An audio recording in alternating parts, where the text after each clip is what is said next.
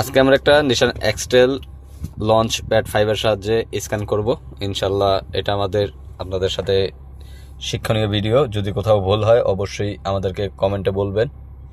ইনশাল্লাহ আমরা শুরু করতেছি। প্রথমত আমরা লঞ্চের যে সফটওয়্যারটা আছে সেটাকে আমরা অন করে নিছি। এখন আমরা এখান থেকে লোকাল ডায়াগনোস ক্লিক করব। তারপর এখান থেকে আমরা, যেহেতু আমাদের এশিয়ান গাড়ি, এখান থেকে আমরা এশিয়া সিলেক্ট করে নিছি। এখান থেকে আমাদের নিশানটা নিতে হবে, এই যে এখানে নিশান, এখান থেকে নিশান নেব। তারপরে আমরা ওকেতে ক্লিক করব।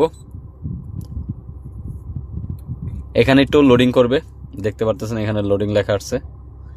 এখানে কিছু লোডিং করবে।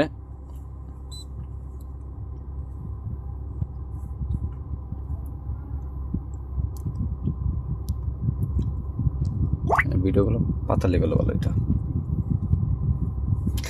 এখন আমরা এটাকে অটোমেটিক সার্চ দেব। চাইলে আমরা এখান থেকে ম্যানুয়াল সিলেকশনও করতে পারি।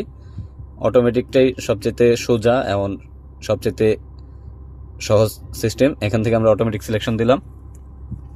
এখন এখানে আমাদের গাড়ির চেসিস নাম্বার, গাড়ির মডেল সবই চলে আসছে।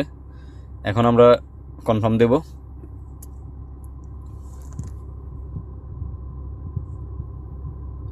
এখানে আমাদের গাড়ির যে লাইনিং সিস্টেমটা আছে, যেরকম কে লাইন, ক্যান লাইন, যে কটা লাইনই আছে, প্রত্যেকটা মডেল কোন কোন লাইনে চলে এখানে এটার বিস্তারিত বলা আছে।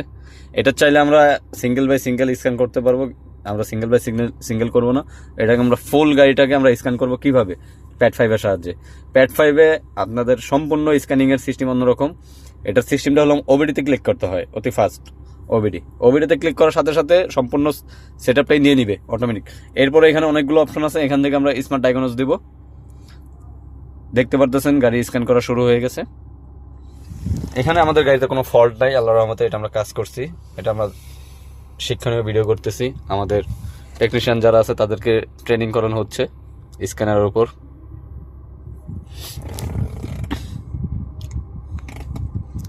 দেখতে পারতেছেন প্যাড 5 এর সাহায্যে কিভাবে স্ক্যান করতে হয়। আমাদের যে ওস্তাদ, উনি কাজ শিখতেছেন স্ক্যানারের উপরে।